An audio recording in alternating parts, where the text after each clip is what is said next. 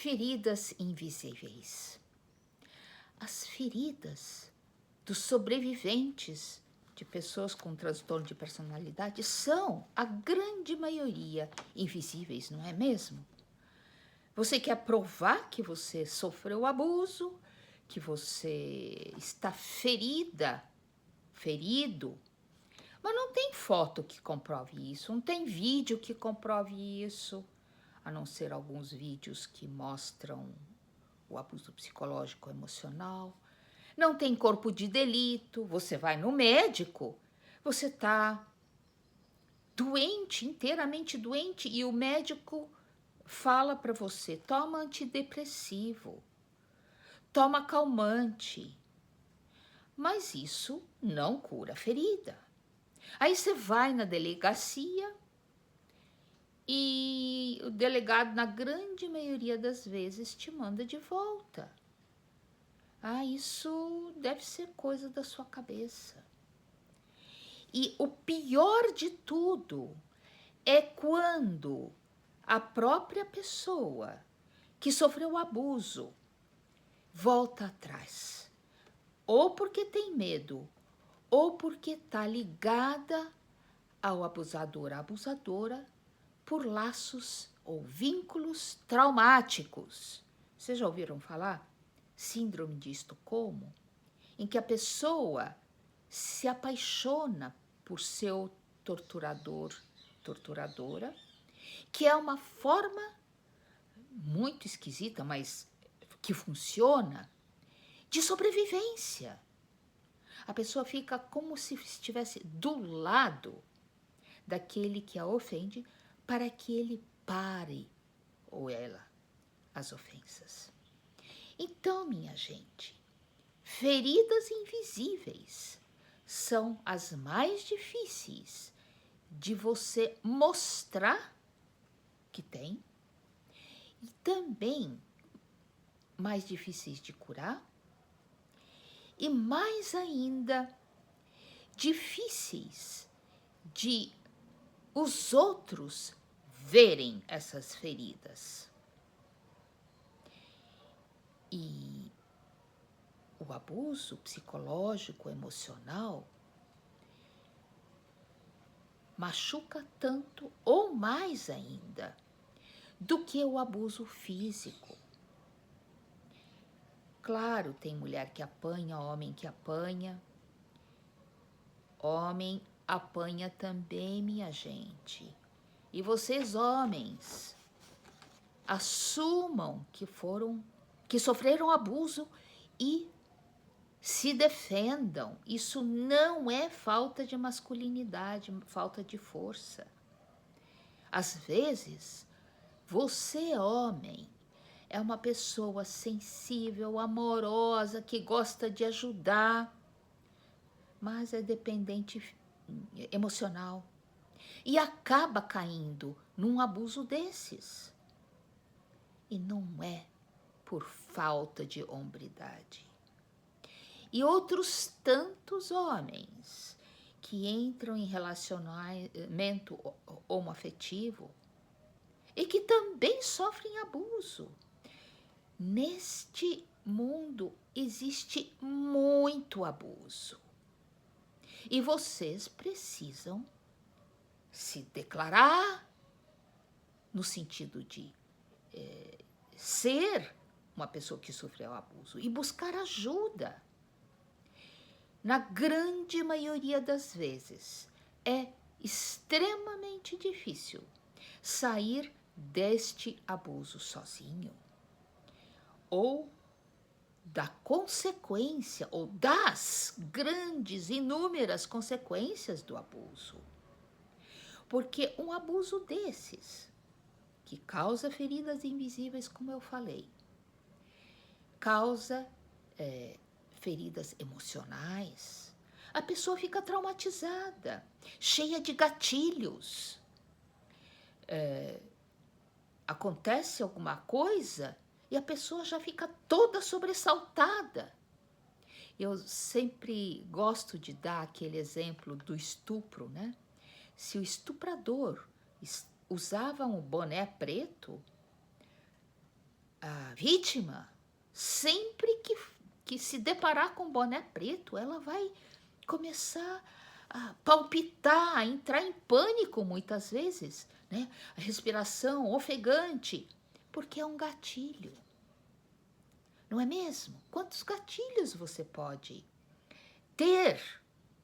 E às vezes nem saber que é gatilho, nem saber de onde vem.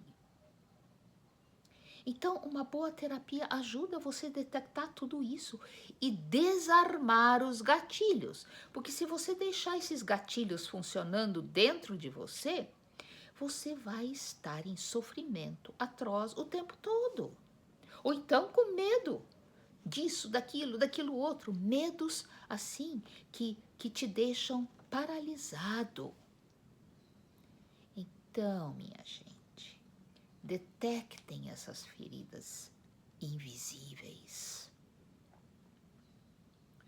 Feridas que te limitam, que te fazem sofrer, às vezes a ponto insuportável, e que causam doenças físicas. Sim, a grande maioria, se não todas as doenças físicas que as pessoas abusadas sofrem, tem fundo emocional.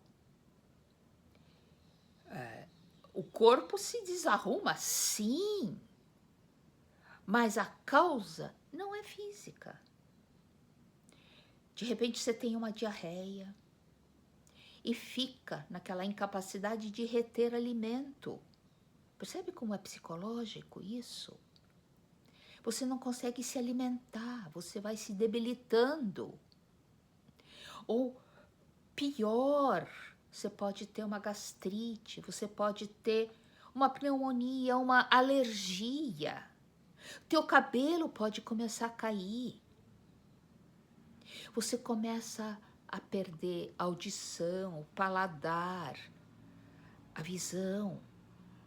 Você fica insensível. Isso tudo pode ser consequências de estresse emocional que o abuso provoca. Você sempre fica sobressaltado. Não consegue dormir. Quem fica saudável se não consegue dormir? Ou dorme demais? Não é? Distúrbios físicos com causas emocionais invisíveis. E quantas vezes você é reabusado quando vai procurar ajuda? Então, procure ajuda nos lugares apropriados, de gente que entende do assunto, que não vai te mandar para casa com uma receita de analgésico, de antidepressivo e de comprimido para dormir. Ou, pior ainda, dizer para você, isso é tudo da sua cabeça. Ou então um juiz, um advogado, não perceber o abuso que você está sofrendo. E pior ainda, quando você mesmo desiste de acusar e de se defender do seu abusador. Porque muitas vezes isso acontece também. Você se vicia no sofrimento. Não é uma coisa absurda isso que eu estou falando, mas acontece sim. Você não sabe viver de outra forma, a não ser sendo vítima de abuso.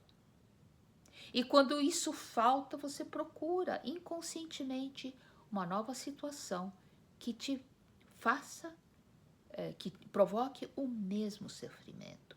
Isso é muito comum com pessoas que tiveram pais abusivos. Quando adultas, elas vão procurar parceiros abusivos.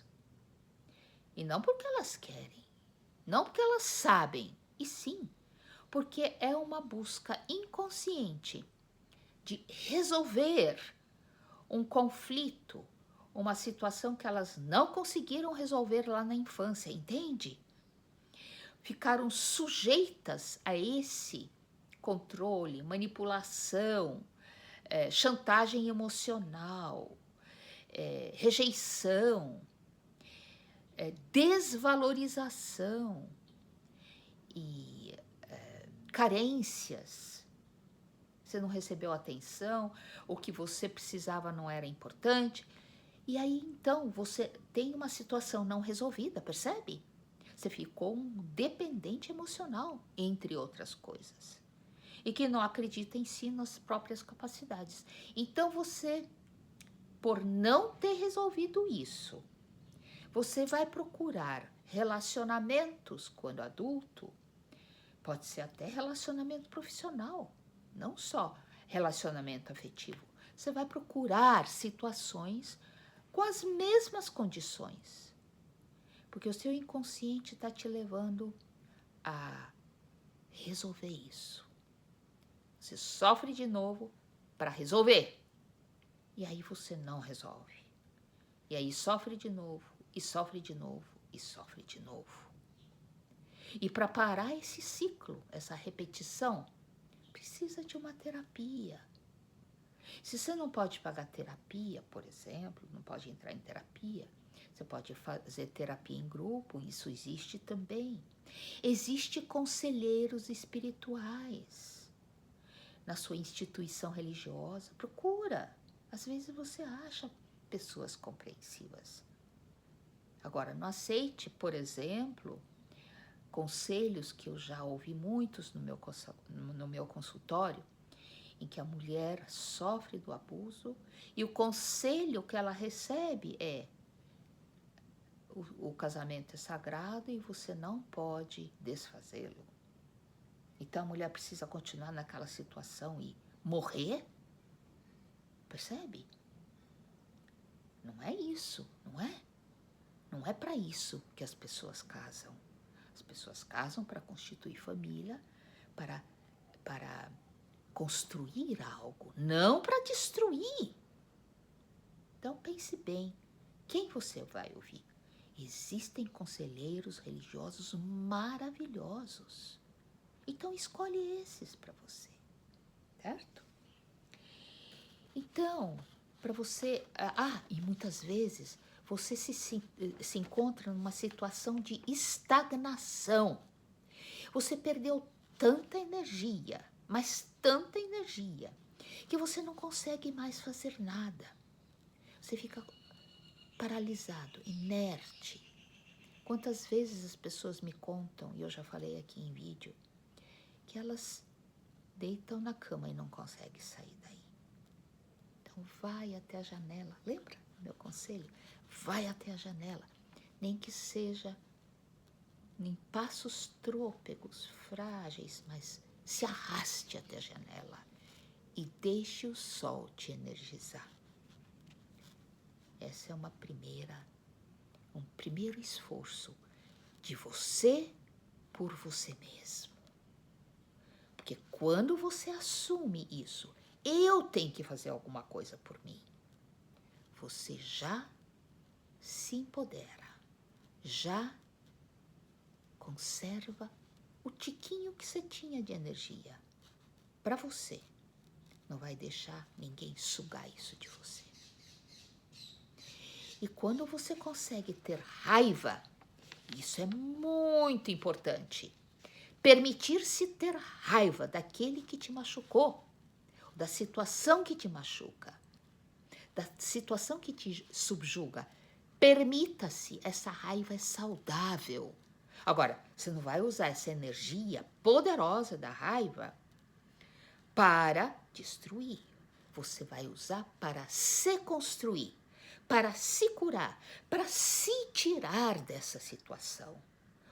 Use essa energia para o bem. Tudo bem?